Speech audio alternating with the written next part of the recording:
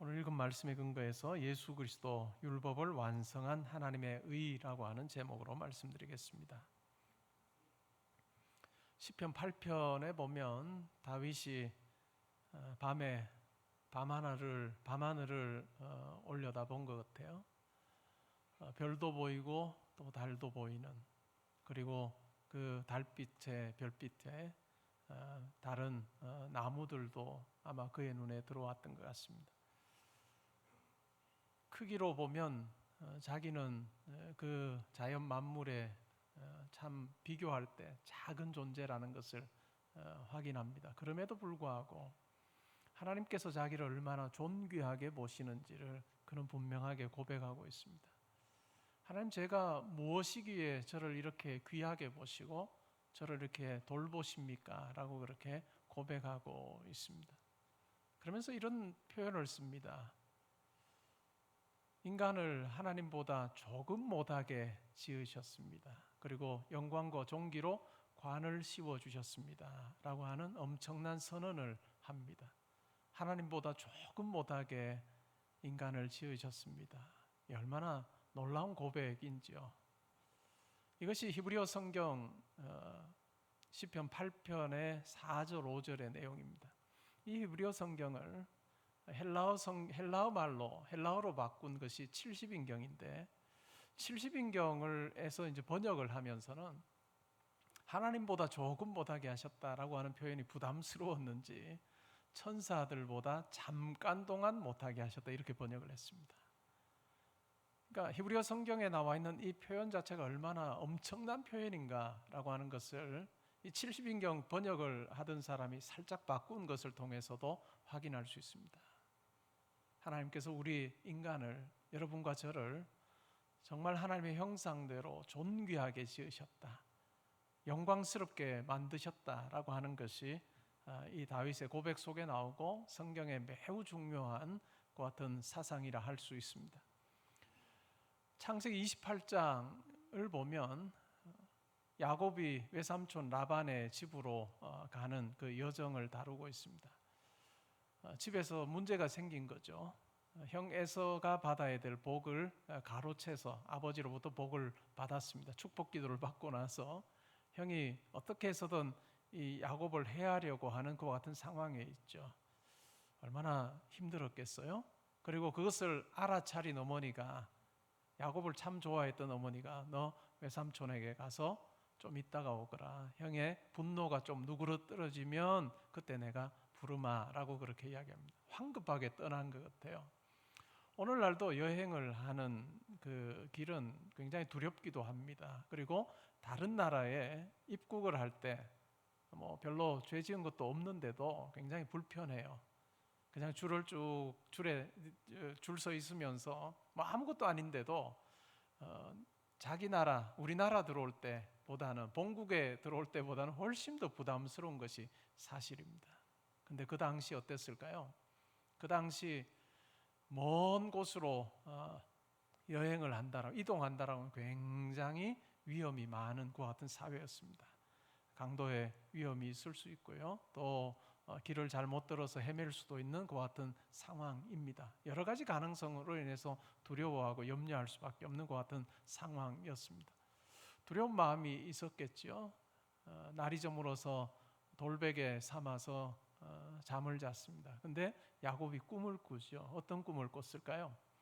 꿈에 하늘에까지 사다리가 연결이 되어 있습니다. 그리고 하나님께서 위에 계시고 천사들이 이 사다리에 오르락 내리락 하는 그와 같은 꿈을 꿉니다. 그 꿈을 꾸고 나서 깨어서 이 야곱이 어떻게 생각해요? 하나님께서 나와 함께 하시는구나. 두려움과 염려 가지고 가는 내 이 길에 하나님께서 함께 하시는구나 라고 하는 확신을 가집니다. 그러면서 소원을 하죠. 하나님, 제가 외삼촌 집에 갔다가 돌아올 때 제가 이곳에 제단을 쌓고 하나님을 예배하겠습니다 라고 그렇게 고백을 합니다. 함께 하신 하나님에 대해서 아주 분명히 확인을 하는 그 같은 시간이었습니다. 우리는 거기까지 이해합니다. 그런데 유대인들의 경우는 좀 달라요. 유대인들의 경우에는 이 창세기 28장에 나오는 이 내용을 유대인들 나름의 해석을 덧붙인 성경이 있는데 그것이 타르굼이라고 하는 것입니다. 타르굼이라고 하는 것은 히브리 말로 되어 있는 구약 성경을 아람어로 번역한 것이 타르굼입니다. 왜 아람어로 번역을 했는가 하면 포로로 다른 나라에 바벨론이나 이런 곳에 사로잡혔다가 잡혀갔다가 돌아온 사람들이 이전에 사용했던 히브리어를 다 잊어버립니다. 다 잊어버리고 그곳에서 사용했던 아람어를 사용합니다. 그러니까 예수님 당시만 해도 유대인들이 그냥 구어로 사용했던 것은 아람어였습니다. 히브리 말을 읽을 수 없는 사람들이 참 많아져서 아람어로 번역해야 될 필요성을 그들이 가지고 있었던 것이죠. 근데 이 아람어로 번역한 이 성경을 타르굼이라고 하는데, 이 타르굼은 단어 대 단어 번역이 아니고 의미 번역입니다. 의역을 했습니다. 그러니까 그 속에 그들이 생각하는 여러 이해나 아니면 해석들을 넣은 것이죠. 유대인들의 그 타르굼이라고 하는 성경의 창세기 28장을 보면 이런 내용이 나옵니다. 천사들에게 소원이 하나 있었는데 그 소원이 뭐냐면 하나님을 보는 거예요. 하나님을 한번 봤으면 좋겠다. 여러분도 그런 소원이 있나요? 하나님을 한번 배웠으면 좋겠다라고 하는 소원이 있는데 그들의 소원을 이루기는 굉장히 어려운 일이죠. 그런데 천사들이 고민합니다. 어떻게 하면 우리가 하나님 볼 수 있을까? 고민을 많이 하죠. 그리고 생각을 막 짜내는데 어떤 천사가 이렇게 말합니다. 하나님 볼 수 있는 좋은 묘책이 떠올랐다. 다른 천사들이 묻습니다. 그게 뭐냐? 우리가 알기로 사람이 하나님의 형상대로 지음받았다고 하지 않느냐? 그러니까 사람 보면 하나님 보는 거다. 하나님의 형상대로 지음받은 사람 보면 하나님 보는 거다. 이렇게 이야기를 했습니다. 근데 사람들이 활동할 때는 볼 수 없으니 자고 있는 사람 보면 하나님 보는 거다라고 하는 결론에 이르게 됩니다. 그리고 저 아래 보았더니 사람 하나가 자고 있어요. 그가 야곱입니다. 그래서 천사가 사다리를 타고 쭉 내려와서 야곱의 얼굴 보고 그 다음에 사다리 타고 다시 올라가고 그 다음 천사가 내려와서 얼굴 보고 올라가고, 그래서 이 사다리 위에 천사들이 오르락내리락 했더라 라고 하는 그 같은 해석을 하고 있습니다. 우리가 생각하면 좀 우스꽝스럽기도 한 해석인데 그 속에 하나님의 형상대로 지음받은 사람이 얼마나 존귀한가라고 하는 것이 잘 묻어나 있습니다. 천사도 보기를 원하는 하나님의 형상이 우리 속에 있다라고 하는 것입니다. 우리에게 있다라고 하는 것입니다. 이것이 하나님 형상대로 지음받은 우리의 아름다움이고 영광입니다. 우리 속에 하나님의 영광이 반영되어 있고 하나님의 존귀하심이 반영되어 있는 그것이 바로 사람이라고 하는 것이죠. 그런데 이와 같은 사람이, 영광스럽게 창조된 사람이 타락을 합니다. 하나님께서 우리를 지으시고 나서는 심히 좋다, 만물을 지으시고 나서는 좋다라고 하셨는데 우리를 지으시고 나서는 심히 좋다라고 그렇게 특별하게 하나님께서 평가하셨던 우리가, 인간이 타락을 합니다. 창세기 3장에 보면 선악과를 따먹음으로 범죄하게 됩니다. 그리고 하나님과 함께 거하던 그 에덴 동산에서 쫓겨나게 되죠. 그냥 공간을 잃어버림이 아니라 하나님의 형상을 잃어버림입니다. 하나님의 형상이 깨뜨려지고 하나님과의 관계 속에서만 누리게 되고 빛나게 되는 그와 같은 것들이 상실되게 되는 엄청난 비참함 속으로 떨어지게 됩니다. 그리고 나서 하나님으로부터 단절된 인간의 모습을 보면 죄의 권세 아래 놓여 살면서 하나님께서 기뻐하실 것은 하나도 하지 아니하고 죄가 지배하는 모습대로 삽니다. 또한 죄를 다스리는 사탄이 원하는 대로 살아가는 그와 같은 모습에 대해서 성경 여러 구절에서 이야기를 하고 있습니다. 로마서 1장 18절부터 3장 20절에 바울은 이와 같은 죄 가운데 있는 인간에 대해서 잘 묘사를 했습니다. 죄의 권세 아래 사는 인간, 이방인이든 아니면 유대인이든 구분 없이 다 하나님의 영광과는 거리가 먼 그 같은 삶을 살고 있음에 대해서 아주 분명하게 이야기했습니다. 그렇기 때문에 하나님을 떠난 인간에게 있어서 마땅한 판결이 있다면 그것은 바로 사형입니다. 죽음입니다. 영원히 죽어서 영벌 가운데 거할 수밖에 없는 운명이라는 것입니다. 그런데 오늘 우리가 읽었던 말씀에 보면 아주 획기적이고 놀라운 변화가 일어납니다. 21절에 보시면 이제는 하는 말로 시작합니다.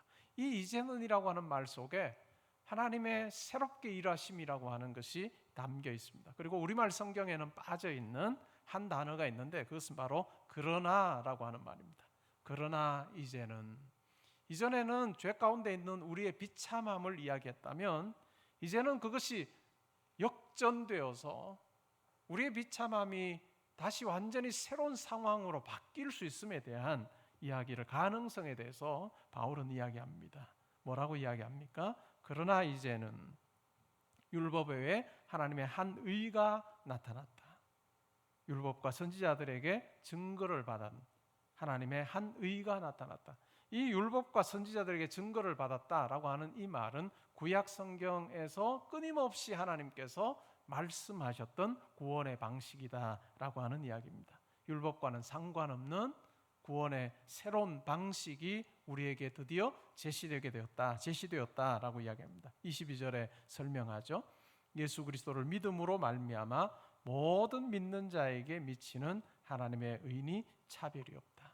모든 믿는 자에게 미치는 차별이 없는 하나님의 의에 대해서 이야기합니다. 그것은 핵심은 누굴까요? 예수 그리스도를 믿음으로서 얻게 되는 것이다 라고 하는 이야기를 하고 있습니다. 왜 유대인들의 경우 하나님의 계신 율법을 가졌음에도 불구하고 그들이 하나님의 영광에 이르지 못했는지에 대해서 복음서에서 자세하게 이야기를 합니다.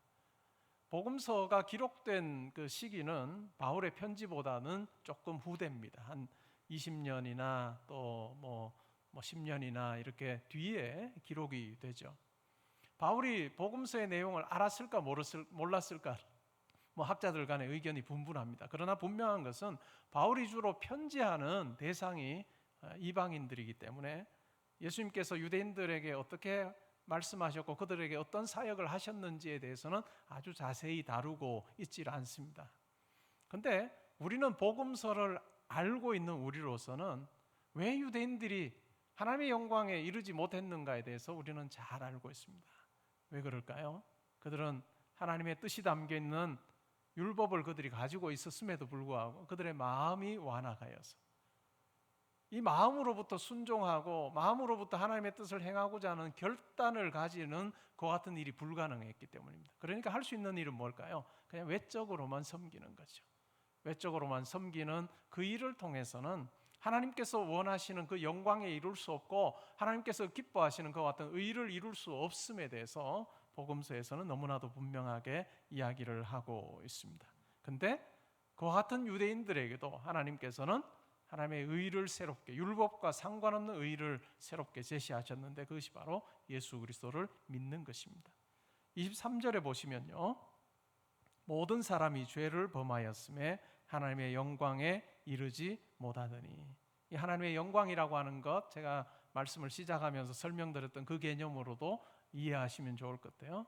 하나님께서 우리를 지으시고 천사들도 흠모할 만한 그와 같은 존귀한 지위로 우리를 부르시고 또 하나님의 영광을 반영하며 하나님과 친밀한 교제가 가능하도록 하는 그와 같은 상태, 그러나 우리의 범죄함으로 말미암아 그와 같은 것을 이룰 수 없었다라고 하는 이야기를 하고 있습니다. 그런데 주목해 볼 것은 뭘까요? 모든 사람이 죄를 범한 것입니다. 도덕적으로 잘 사는 사람은 이와 같은 죄를 범한 것이 아니다라고 하는 것이 아니라 모든 사람이 다 죄를 범하여서 하나님의 영광에 이룰 수 없다. 자기의 노력으로, 자기의 수고로 하나님의 그 기준에 도달할 수 없었음에 대해서 이야기합니다. 제가 지난주에 어떤 예를 들었는가 하면 완도에서 제주도까지 배편으로 가지 않고 백길로 가지 않고 그냥 도움닫기 해서 멀리 뛰기 해서 만약에 도달해야 된다고 생각하면 불가능이라고 말씀드렸습니다. 다른 사람보다 1m, 2m를 더 뛴다 할지라도 완도에서 제주도까지 그냥 훌쩍 뛰어넘을 수 있는 사람은 아무도 없는 것과 마찬가지입니다. 영국의 주교였던 사람은 이렇게 또한 이 구절을 설명하기도 했습니다.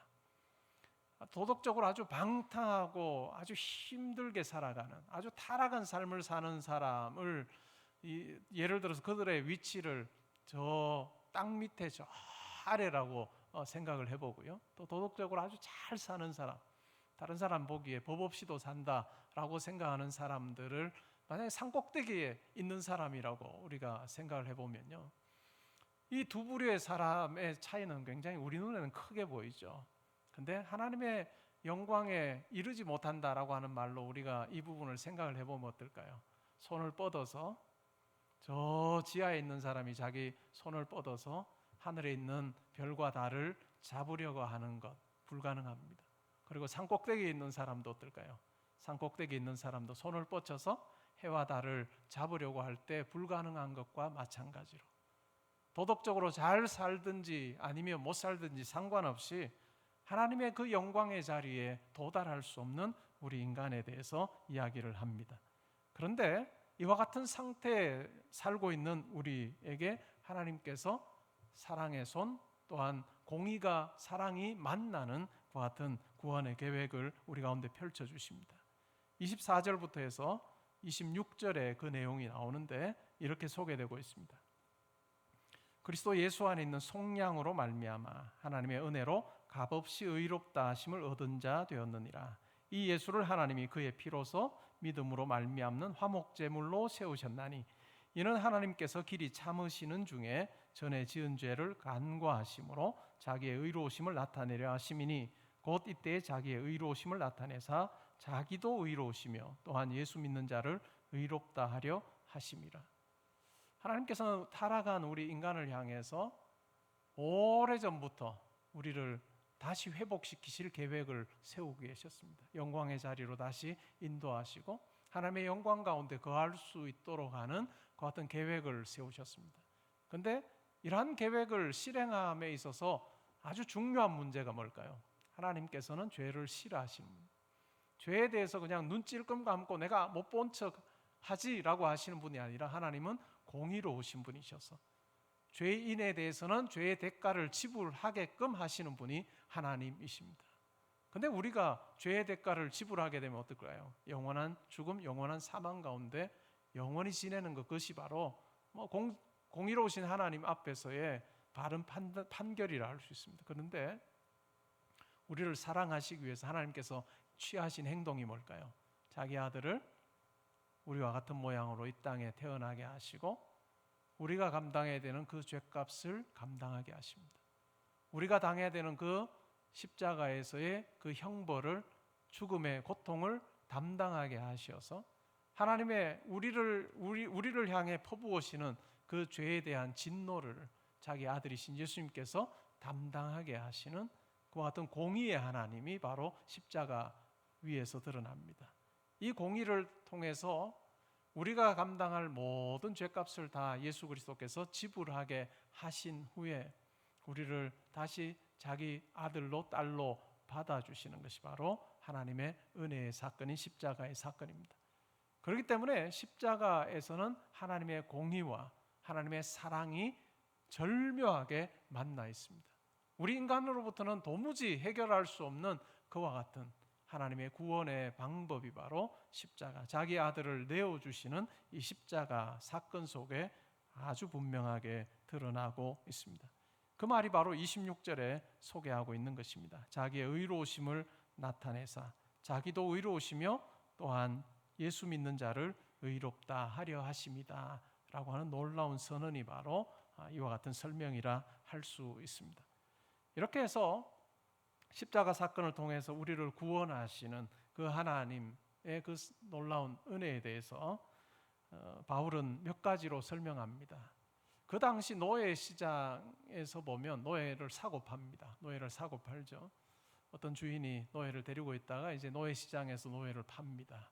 그러면 노예 시장에서 이제 값을 매기지 않겠습니까? 그리고 그 값을 다른 사람이 지불하고 그 노예를 자기 노예로 삼습니다. 근데 이 속량이라고 하는 요 말은, 속량이라고 하는 말은 노예에게 값을 지불하여서, 주인에게 값을 지불하여 노예를 삽니다. 그리고 그 노예를 해방시켜 주는 것입니다. 더 이상 이제 노예로 살지 않도록 하고 노예 그 값을 지불하고 자유인이 될 수 있도록 하는 그것이 바로 속량이죠. 예수 그리스도의 십자가를 통해서 죄의 노예로, 사탄의 노예로 살던 우리를 예수 그리스도의 십자가라고 하는 그 놀라운 이 속량의 속전을 지불하시고 우리를 죄에서 사탄의 권세에서 자유케 하신 그 같은 놀라운 은혜가 이 속에 있습니다. 그리고 또한 화목제물로도 설명하는데 이 화목제물은 뭘까요? 이 제사의 그림으로 설명을 하는데 이스라엘 백성들이 가진 율법에 보면 범죄를 하게 되면 어떻게 할까요? 어떤 사람이 죄를 범합니다. 그러면 동물의 피를 가지고 하나님 앞에 제사를 드립니다. 그 사람이 죽어야 되는 그와 같은 일이지만 그러나 동물의 피, 그 죽은 동물이 대신하여 피를 흘림으로 죄 사함을 받게 되는 이와 같은 원리입니다. 근데 하나님께서 자기의 아들을 화목제물로 삼으셔서 자기 아들의 피를 통해서 우리를 깨끗하게 하시고 우리를 정결하게 하시고 또한 우리로 하여금 이 아들의 죽음이 우리의 죽음이 대신되게 하시는 그 같은 일을 통해서 하나님께서 우리를 품으신 사건, 그것이 바로 십자가 사건이다라고 이야기합니다. 이와 같은 하나님의 놀라운 지혜와 하나님의 능력, 이 구원 사건을 그러면 우리가 어떻게 대해야 되는가라고 하는 부분에 대해서 바울은 여러 차례 이야기합니다. 이와 같은 하나님의 구원 계획을 우리가 믿음으로 받아들이는 것, 그것이 매우 중요하다. 우리가 우리 힘으로 구원에 이룰 수 있는 사람이 아무도 없음을 알고 예수 그리스도의 십자가 사건이 바로 나를 정결케 하시는 사건이요, 죄에서 나를 건지셔서 의의 자리로 옮겨주시는 사건이요, 또한 죄투성인 죄악 가운데서 정말 비참함 가운데 살던 우리를 이제는 깨끗하게 씻기셔서 하나님의 아들, 딸로 삼으시고 또한 그 가운데 살도록 하시는 그 은혜가 있는 사건임을 내가 믿는 것입니다. 내 마음으로 하나님의 그 놀라운 사건이 바로 나를 위한 구원 사건임을 내가 믿습니다. 예수 그리스도의 십자가 사건을 내가 믿을 때에 내가 죄에서 의로 옮겨지고 이제는 더 이상 죄인이 아니라 하나님의 아들, 딸로 내가 부름받았음을 내가 믿습니다. 하나님의 그 놀라운 구원의 역사와 그 계획을 내가 믿음으로 받아들이고 내 인생을 십자가에 걸며 살겠습니다라고 고백하는 것이 바로 믿음입니다. 오늘 우리가 읽었던 이 단락에서 믿음이라고 하는 단어가 한 8번 정도 사용돼요. 그만큼 성도가 구원을 받고 우리가 구원을 받고 우리가 새로워지는 것은 우리의 수고, 우리의 노력이 아니라 하나님께서 우리를 위해서 베풀어 주신 그 은혜로운 사건을 내가 수납하고 받아들이고 또한 그 가운데 머물며 사는 것이다 라고 하는 것을 우리에게 분명하게 이야기해 줍니다. 그러기에 우리는 자랑할 것이 없습니다. 내가 수고를 해서 뭔가를 구원을 얻었다면 하나님의 영광에 도달했다면 자랑할 것이 많겠으나 그러나 우리는 자랑할 것이 하나도 없다라고 그렇게 바울은 이야기하고 있습니다. 그러면 이 율법은 그러면 쓸모없는 것이 되었느냐? 그렇지 않다는 거죠. 우리가 이 은혜를 입은 자답게 하나님의 뜻을 우리의 삶의 자리에서 행하는 것, 그것은 매우 중요하다라고 바울은 앞으로 나오는 단락 속에서 이야기를 할 것입니다. 오늘 우리가 이 중요한 로마서에서 어떤 면에서 가장 분명하게 우리의 신분의 변화를 묘사하고 있는 이 단락을 우리가 살폈습니다. 여러분의 삶에서 이 부분이 고백이 되시는지요? 여러분의 매일의 삶에서 이렇게 하나님께서 그러나 이제는 이라고 하는 말로 시작되는 예수 그리스도 안에서 저와 여러분에게 베풀어 주신 이 놀라운 은혜를 누리며 살고 계시는지를 한번 생각해 보면 좋겠습니다. 때로는 우리가 여러 상황 속에서 삽니다. 그러면서 여전히 내 삶의 의미가 뭘까? 내가 하나님 보시기에 그렇게 존귀한 존재인가? 물음표를 던질 때가 참 많습니다. 상황은 우리에게 계속해서 그와 같은 물음표를 던지게 할지 몰라도 우리가 우리 스스로를 바라보고 평가해야 되는 기준이 있다면 그것은 상황이 아닐 것입니다. 하나님의 말씀이, 하나님의 마음이 담겨있는 그 말씀이 나에게 무엇이라고 이야기하고 있는지를 우리는 정확하게 이해할 필요가 있습니다. 오늘 이 말씀을 통해서 내가 하나님 앞에서 참 존귀한 존재로 회복되었다라고 하는 것을 기억하시면 좋겠습니다. 하나님의 영광에 다시 이룰 수 있는 자로 나를 불러주시고 또 다윗이 고백했던 것처럼 하나님 정말 저를 이렇게 귀하게 보시고 저를 돌보십니까? 라고 하는 그 고백이 우리의 삶의 자리에서도 있으면 좋겠습니다. 구원받은 성도로 사는 삶 어떨까요? 결국은 우리의 삶의 자리에서 살아내는 삶일 것입니다. 시간과 공간이라고 하는 이 요소로 구성되어 있는 우리의 인생 속에서 내가 어떻게 하나님 백성답게, 구원받은 백성답게 살 것인가라고 하는 것이 매우 중요한 문제 아니겠습니까? 여러분의 삶에서 과연 한 번밖에 없는 이 인생을 어떻게 보내고 계시는지를 한번 살펴보시면 좋겠습니다. 요즘에 많은 사람들의 호응을 얻고 있는 것이 욜로 철학입니다. You only live once, YOLO. 너 한 번밖에 살 수 없어. 한 번뿐인 인생이야 라고 하는, 그래서 때로는 그것이 마음대로 즐겨, 원하는 대로 살아 라고 하는 쪽으로 흐르기도 합니다. 그러나 우리 성도에게 분명 중요한 것은 우리는 딱 한 번 산다는 것 맞습니다. 우리는 순환하는, 윤회하는 인생이 아니라는 것 우리는 분명히 말씀을 통해서 확인하며 살고 있습니다. 단 한 번뿐인 이 땅에서의 삶을 내가 과연 어떻게 살고 있는가 잘 살피는 것도 중요한 것 같습니다. 그런데 많은 사람들이 한 번뿐인 인생임을 알고 자기의 삶에 열심 내는 모습들을 우리는 보게 됩니다. 카르페 디엠이라고 하는 말로 오늘 현재를 최선을 다해서 살아라 라고 하는 많은 이야기들이 있습니다. 현재를 최선을 다해서 살 때 그러면 어떤 보상이 주어지는 걸까요? 때로는 그런 이야기를 합니다. 현재를 최선을 다해서 살면 다른 사람보다 더 좋은 공간에 살 수 있고 더 높은 위치에서 살 수 있고 떵떵거리며 살 수 있다라고 이야기하는 오늘날의 교회 밖에 많은 목소리들이 있습니다. 그러나 성도는 어떠해야 될까요? 성도는 까르페 디엠이라고 하는 것에 대해서 다시 생각해 보면 좋겠습니다.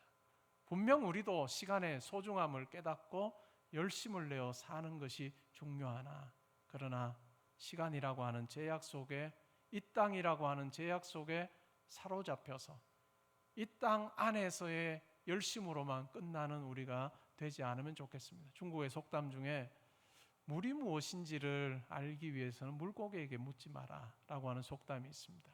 왜냐하면 물 속에서만 사는 물고기는 물이 무엇인지를 제대로 간파하기가 어렵다라고 하는 이야기이지요.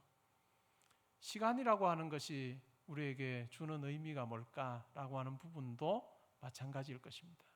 시간을 아껴 사용하여서 내가 원하는 걸 이루는 그 삶이 전부라고 생각하는 그 철학 사고 속에서는, 사조 속에서는 이 시간의 의미를 제대로 포착해내기가 굉장히 어려울 것입니다. 만약에 열심 내면 내가 더 가질 수 있어, 아니 더 좋은 공간을 내가 차지할 수 있어, 내가 더 넓은 공간 가질 수 있어 라고 하는 것이 전부라고 한다면 하나님께서 우리에게 주신 이 시간의 의미 중에 상당 부분을 놓치는 것이라고 생각합니다. 이 세상에 영혼이라고 하는 것을 고려하지 않을 때 많은 사람들의 까르페 디엠의 목적은 더 좋은 공간 가지는 거예요. 더 많은 공간 가지는 거예요. 때로는 사람이 공간을 정복할 수 있을 것처럼 생각하며 삽니다. 포크레인으로 또 여러 기술을 가지고 공간을 내가 점유하고 내가 공간의 주인 되어서 살 수 있는 것처럼 우리는 착각합니다. 그러나 가만히 생각해 보면 내가 정신없이 공간을 내가 얻기 위해서 막 노력했는데 결국은 속절없이 이 시간이라고 하는 엄청난 힘 앞에 어느 누구도 당해내지 못하는 것을 우리는 경험하지 않습니까? 공간을 얻기 위해서 정말 땀 흘려서 수고하고 한다고 우리의 시간이 멈춰지지 않습니다. 우리의 시간은 점점 흘러서 우리가 믿음으로 볼 땐 하나님께서 정해놓으신 시간을 우리는 점점 더 어떤 면에 소비하며 살고 있는 것이죠. 우리 인생의 성도로서의 우리의 삶에 많은 사람들이 얻기를 원하는, 공간을 얻기 위해서 내 시간을 철두철미하게 사용하는 그 정도의 차원으로 끝나지 않으면 좋겠습니다. 예수님께서 하신 비유에도 보면 그런 사람이 나오죠. 부자가 있습니다. 근데 그날 그 해에 소출이 참 많았습니다. 가만히 보니까 자기 있는 창고로는 안 되겠는 거죠. 새로운 창고를 하나 만들었습니다. 그리고 곡식을 다 채워 넣었습니다. 그리고 나서 어떤 생각을 해요? 야, 내 영혼아, 이제 쉬자. 먹고 마시고 즐기자라고 하는, 어떤 면에서 공간이라고 하는 것에 집착하여서 시간이라고 하는 것을 만드시고 시간을 우리에게 허락하신 하나님을 기억하지 못하는 그 같은 삶입니다. 예수님께서 뭐라고 말씀하십니까? 그 부자를 향해서, 그래, 너 많이 채웠구나, 많이 가졌구나, 너 공간 넓혔구나. 그런데 오늘 밤 너의 영혼을 도로 찾으면 네가 이제까지 가졌던 거 누구 것이 되겠느냐? 라고 하는 아주 엄중한 말씀을 하고 계십니다. 결국 모든 사람은 공간을 지배하는 것처럼 생각하나 결국 시간을 지배하지 못하는, 시간의 창조자이신 하나님의 그 법칙 앞에서 속절없이 당하는 많은 이 땅에서의 사람들을 봅니다. 더 많은 공간을 가지려고 애쓰고 수고하고 때로는 그 시간을 소모하지만 톨스토이가 이야기한 것처럼 딱 6피트의 공간만 필요한, 그것이 이 땅을 떠나는 사람들의 공통된 모습이다라고 이야기를 합니다. 1m 80 정도 될까요?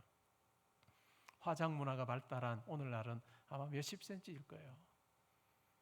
우리가 공간의 노예가 되지 아니하고 어느 누구에게나 공통적으로 하나님께서 허락하신 이 공통 선택지인 시간을 내가 어떻게 사용하고 있는가 잘 생각해 보면 좋겠습니다.